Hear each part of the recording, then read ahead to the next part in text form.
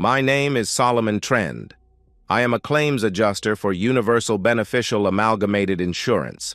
I am sure that you have never heard of us. We are a clearinghouse for hundreds of very small independent insurance companies. I have worked for the same company for 22 years and have never considered changing jobs. The job is boring and is a perfect fit for my personality. Don't get me wrong, I am not unhappy or despondent. I am just not very motivated. My personal life is much like my career. I have been married for 23 years and have twin daughters, Rose and Iris, who are seniors at Albright College. I also have a 4-bedroom home with a humongous mortgage that paid for that college. My wife, Marcy, has never worked or had a desire to. Our income has been adequate, but that is about it. Even though I have been able to save about $40,000 over the years, my marriage is and always has been lukewarm. I was expecting and hoping for more. I tried all the usual tricks to liven things up, but nothing seemed to work. Today I found out why. It was a normal day at UBAI, boring as hell. It was just after lunch when I got the call. It was my wife's phone. She very seldom calls me at work, so I was interested. Hello? Solomon, old buddy. How are you? I haven't heard from you in years. Yeah, who is this and why are you using my wife's phone? I asked. It's Brad, Solomon, Brad Mercer. You remember me, don't you? I am the guy that you stole Marcy from. What was it, about 25 years ago? Sure, I remembered. I didn't steal her. He left town and I picked her up after he was gone. I would never steal another guy's girl. As far as I was concerned, she was fair game. Yeah, I remember. I would still like to know what you are doing with her phone, I questioned. Well, Solomon, it is like this. I was in town on business and gave her a call. We got together for lunch and one thing led to another and we ended up in my hotel room. Right now, she is taking a shower, so I decided to chat you up. What the hell are you talking about? I questioned. She said that she wanted to clean up before heading home so that you wouldn't be upset. You want to hear something funny, Solomon? Listen to this. There was a slight pause, and then I could hear the sound of a motor of some type running. I couldn't make out what it was. Did you hear that, Solomon? That was a hairdryer. Would you believe that? I asked her to meet me for lunch, and she brings a mini hairdryer along with her. What does that tell you, Solomon? What do you want, Brad? Why the call? I asked. I just want to thank you for stealing my girl. How does it feel to know that I am still the better man? You may be married to her, but her heart is still mine. Why else would she be here? I disconnected the call and blocked the number. I didn't need to know anymore. That call answered a lot of questions that I had over the last couple of years. It took less than an hour to terminate my employment and have my salary and vacation pay forwarded to my brother in Huntsville. I stopped by the bank and cleaned out all the accounts. I didn't pay off the credit cards or the mortgage. I had the first-class mail forwarded to my brother also. I had just finished loading all of my stuff in the car when Marcy arrived. Solomon, what is going on?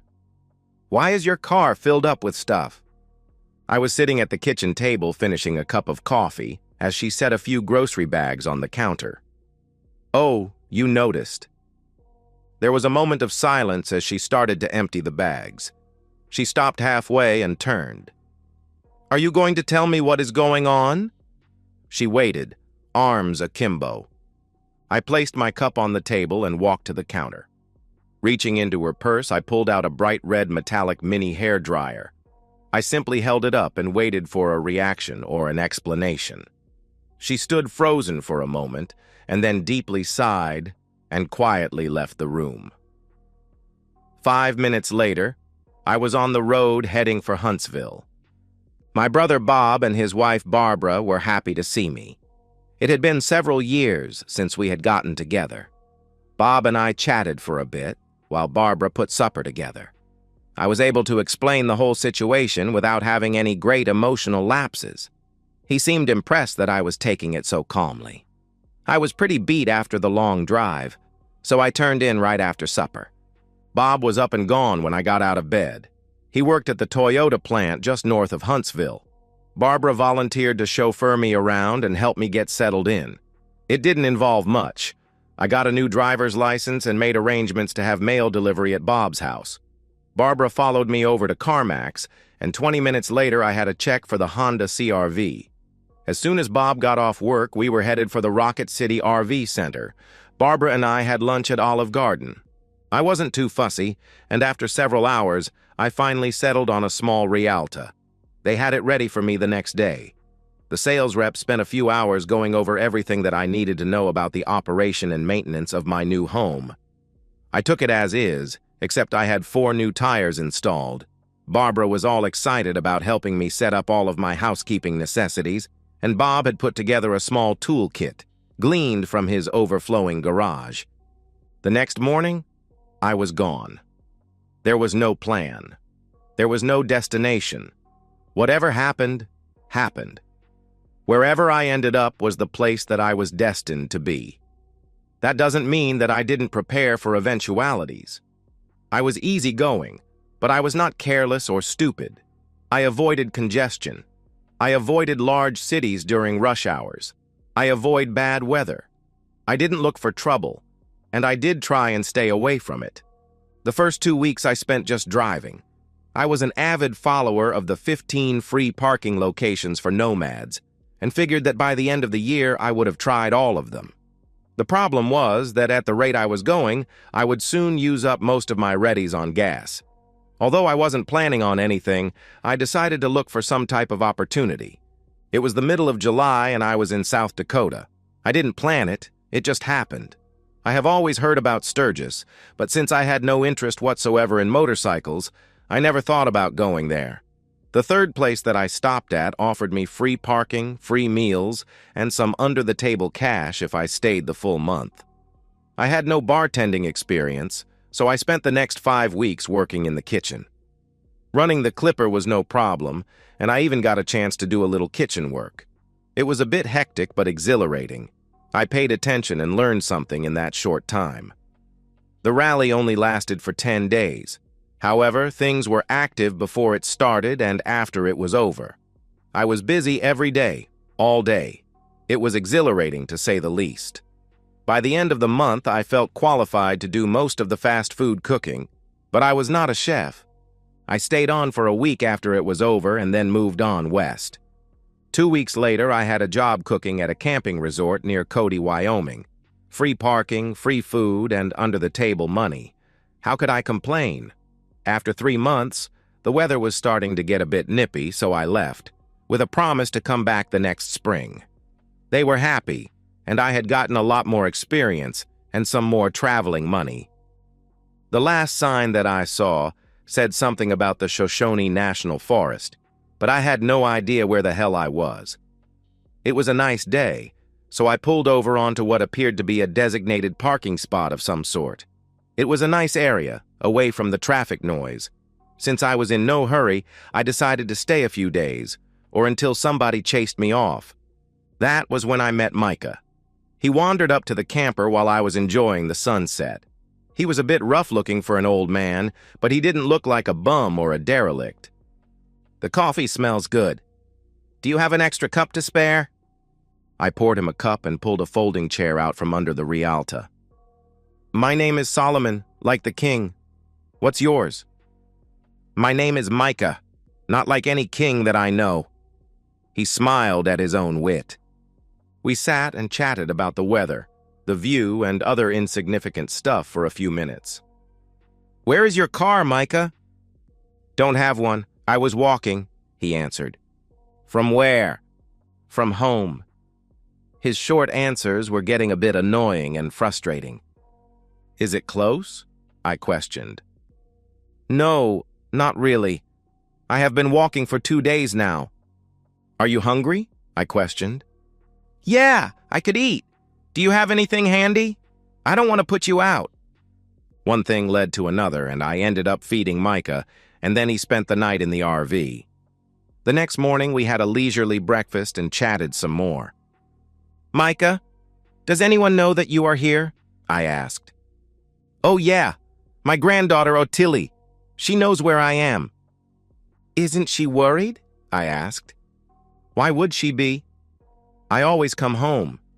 I was at a loss for words. You know, Solomon, maybe I should go home. I need a change of underwear and some new socks. Hey, a bath and a shave wouldn't be bad either, old man, I replied. 30 minutes later, Micah and I were on our way. The only city sign that I saw said Lander, but I still didn't know where I was. I should have gotten a GPS for the RV before I left. Maybe I'll get myself one for Christmas. After an endless series of driving directions, we finally ended up in front of a cabin-type home that appeared to be half stone and half logs. It was very picturesque, so to speak. She was standing on the front porch waiting for us. It was as if she knew we were coming, and I found out that she did. Thank you for bringing Saba home. I was afraid that I was going to have to go get him. She was tall, with bronze skin and black hair. I couldn't tell much else because she was dressed in loose jeans and flannel. The term Zaba was interesting. You knew where he was? I asked. Of course. I always know where he is.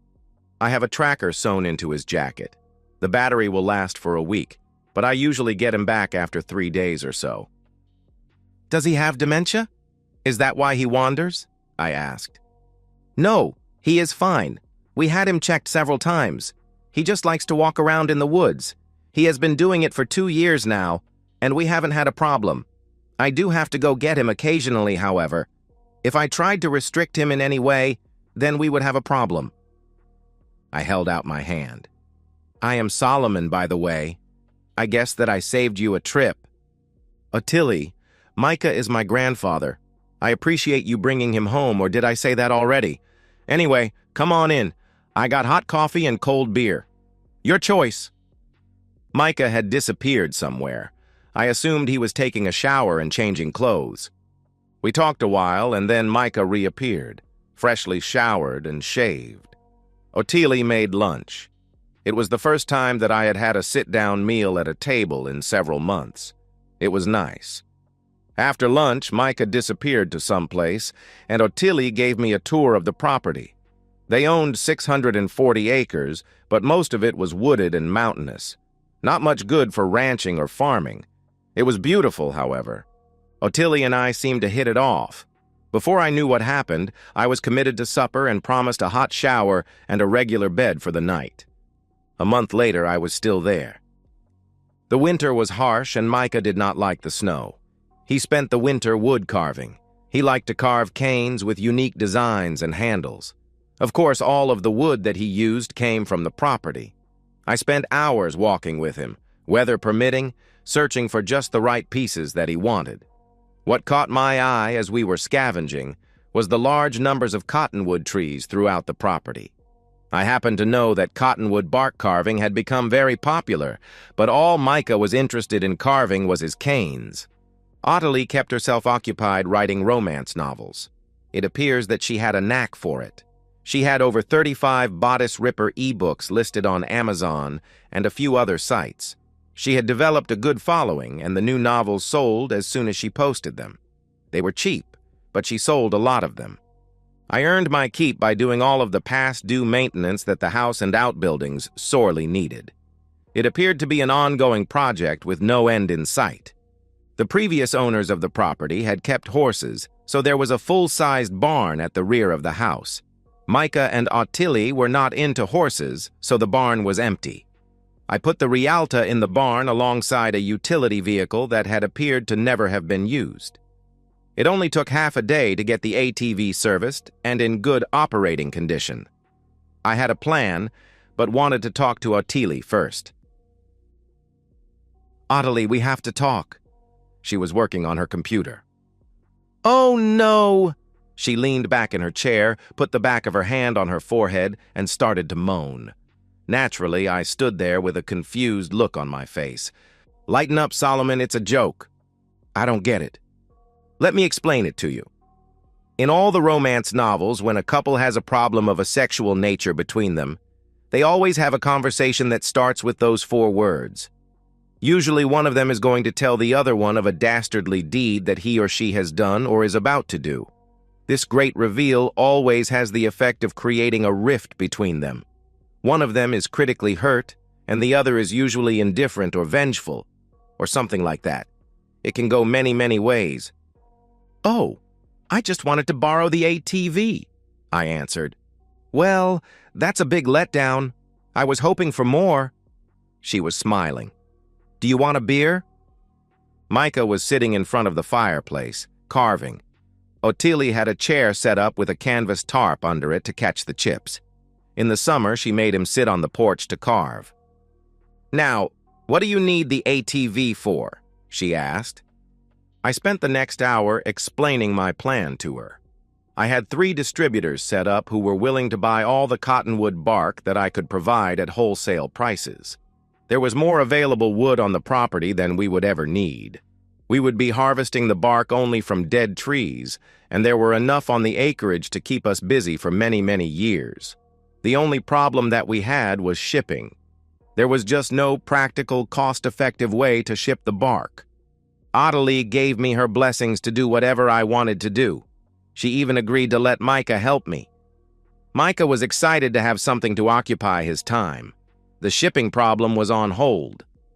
After the cold weather passed, Micah and I had some nice crisp days to start our little project. We decided to do the trees that were easily accessible first. The biggest problem was having to make so many trips back to the barn. The utility cart did not have that big a capacity. Micah was more than happy to be the designated driver. Luckily, the barn was big enough to store all that we could collect. As the barn got fuller, we cut back on our gathering. Micah and I were both sleeping well. Ottilie and I had never talked about ourselves or our situations. I didn't want to intrude on her privacy, and I think she felt the same way. It had been quite a while since I left home, and I felt that I should contact my daughters at the least. I no longer had a phone, so I had to borrow Ottilie's. "Rose, it's your father." They shared a dorm room, but I didn't know which one I would get. I recognized her voice. "Dad, is that you? My God, where the hell have you been? We have been worried to death. Mom is beside herself. Are you okay?" "I'm fine, honey. Honest, I'm fine. I just had to get away for a while. I was afraid that I might do something if I stayed around. Didn't your mother explain it to you?"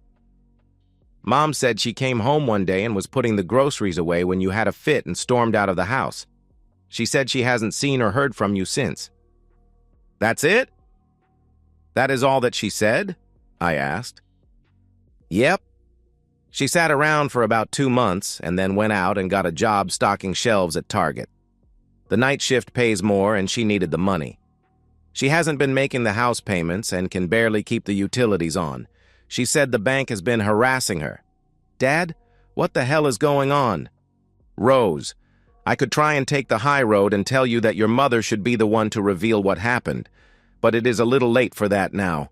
I don't want to be the bad guy, but your mother cheated on me." "Nonsense, I don't believe that. How do you know and with who?" they asked. "She spent the afternoon having intimacy with an old boyfriend named Brad Mercer. While she was in his room taking a shower, he called me using her phone and bragged about it. When she got home, I sort of confronted her, and she just walked out of the room. That was when I left." "What do you mean by sort of confronted her?" they asked. "She took her hairdryer with her when she went to meet him. Why would a woman take a hairdryer along to meet an old friend? It was premeditated, and she knows that I know it." "Damn, Dad, Iris and I are going to see her this weekend. We are going to get this straightened out. Can I call you back at this number?" "No, it belongs to a friend. I'm going to block your number after we hang up. I'll call you in a month or so." "Okay, take care of yourself. Bye." I didn't know it, but Ottilie was standing nearby and heard the entire conversation, just one side, of course.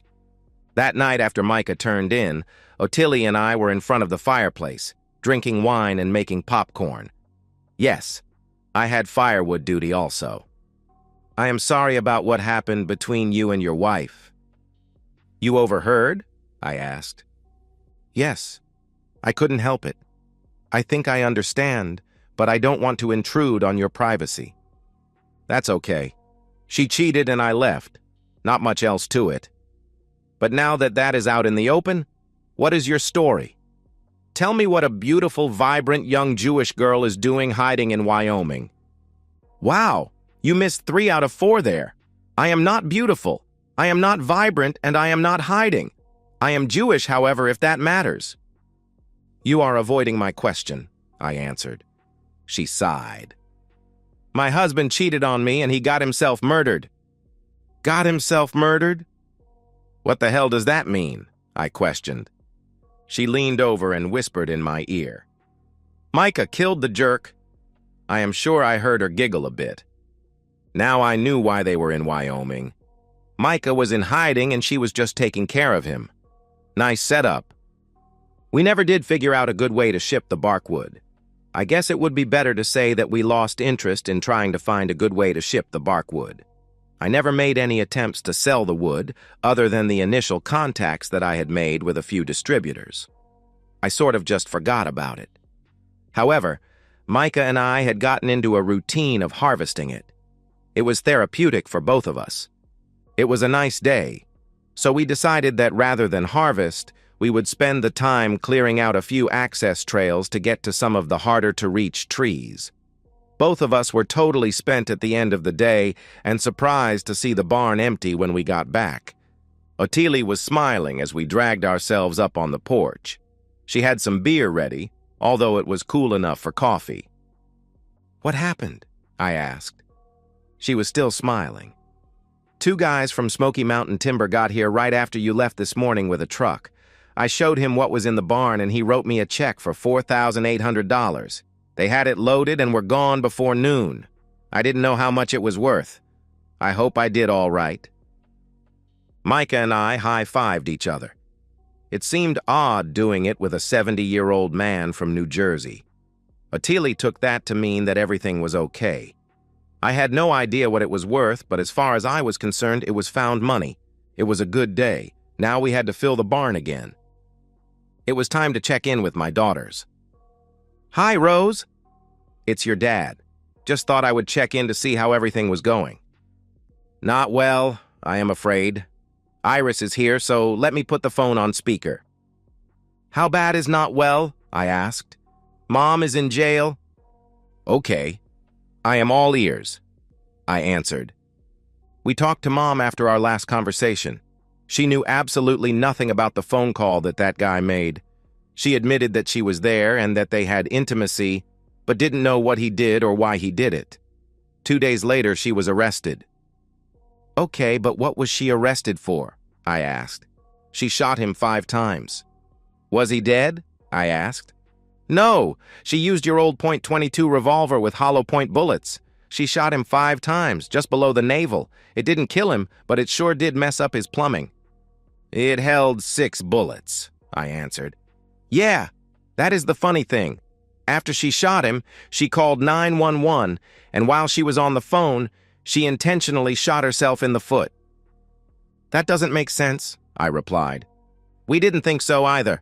She told us later that she did it so that she would have something to remember it by. Should I come home? I asked. No, she will be out on bail in a couple of days. I don't think she is too anxious to see you right now. She regrets what she did, but she doesn't want to talk with Iris and me about it, let alone you. Okay, well, I'll let it be then. I'll call back a bit later, I answered. Oh, Dad. One more thing. We think she is going to file for divorce. She said that you probably would not do it, so she decided that she would. She refused to discuss it any further. The bank repossessed the house. Life goes on. Things pretty much settled down. Ottilie got back to writing, and Micah and I got back to harvesting barkwood. The weather was nice, so we took advantage of it. And then I got the talk from Micah. I wasn't expecting it. He hit me while we were having a lunch break. Solomon, my good friend, you are not carrying your share of the load. What are you talking about, old man? I do twice the work you do, I replied. I am not talking about that. I mean at the lodge. I don't understand. There is not much to do there. Ottilie takes care of just about everything, and when I try to help, she pushes me away, I answered. That is not what I mean either, damn it. Solomon, Ottilie is a grown woman in the prime of her life. She needs the comfort of a man. She needs strong arms and a warm body. You are the best and actually the only candidate for the job. It's time for you to step up and be a man. Damn it, Micah. You aren't insinuating what I think you are? You want me to sleep with your granddaughter? Hell, how do you know if she is even attracted to me? She has never said anything. Of course not, you idiot. She is waiting for you to make the first move, Micah answered. What if she turns me down? What will I do then? I'll have to leave and I don't want to. I like it here and I don't want to mess anything up, I replied. Solomon, believe me, she will not turn you down, Nuff said. Let's get back to work. Micah was right, of course. There was no great reveal or enlightening conversation. That night, Ottilie and I just excused ourselves and went to her room. I moved in the next morning. It was different, but it was still the same. She seemed satisfied and I was ecstatic. Micah was smiling for a week. The weather was starting to warm up. Working the bark was hit and miss over the winter. When it was tolerable, we worked. Otherwise, we relaxed. Micah was busy with his canes, and I tried my hand at bark carving. Teaching myself with the online videos was fun. I used up a lot of Band-Aids. Ottilie was still writing her novels. Everything came to a grinding halt the next week. Micah and I were earmarking some trees for the next month's harvest. As we topped the hill overlooking the lodge, we saw a state police car and 2 black sedans parked in front. We watched for a while as Ottilie talked with several of the visitors. She was being very expressive, waving her arms about and stomping her feet. I thought it was pretty serious, but Micah was sort of laughing. 2 of the men finally talked her into letting them go into the house. I assumed to look around. I was pretty sure that they were not looking for me because I didn't do anything wrong. I wasn't that sure about Micah. Micah, do you remember the place where we first met? He looked at me, smiled, and nodded his head. Can you meet me there in 2 days? He repeated his nonverbal reply. Micah took the few snacks we had with us, and all the water, and quietly disappeared over the hill. I hoped that Ottilie had his GPS chip fully charged. I continued down to the lodge and played the dim-witted hired hand. They were indeed looking for Micah. Ottilie had no idea how they traced him to the lodge. In addition to the local police, there were 2 officials there from New Jersey and 2 federal agents. It appears that Ottilie's ex-husband was someone of importance. I have no idea what took them so long to locate Micah. They browbeat the hell out of Ottilie but were not interested in me at all. That was a relief. They left after several hours but did not appear to be happy. Ottilie, however, was ecstatic because I hadn't brought Micah back with me. She did not ask me where he was. I didn't offer. We relaxed that evening and most of the next day. I assume that you and Micah have something arranged? She phrased that as a question. I smiled and nodded. Something that I recently learned from an old man. Do you have his passport? Now she smiled, got up, and left the room. A few minutes later, she was back with an Israeli passport and an envelope with $10,000 in it. We checked several times during the day and evening to see if anybody was watching the lodge. There wasn't. Micah was right where he was supposed to be the next morning. He was hungry and a bit chilly, but in good spirits. 15 hours later, I dropped him off at the Regina International Airport. I offered to go in with him, but he insisted that it was better if he did it himself. I was sure that he would be on the no-fly list in the States. After a nice steak dinner, I got a room and a good night's sleep. I was back at the lodge the next evening. I called my daughters and found out that Marcy was now at Muncie serving 5 to 8. They didn't go into any details and I didn't ask them to. The good news was that I was no longer married. Some sort of prison advocate group had assisted Marcy in filing and processing the divorce in less than 90 days. Reluctantly, I gave Rose the address for the lodge. I really wanted that piece of paper and didn't see any downside.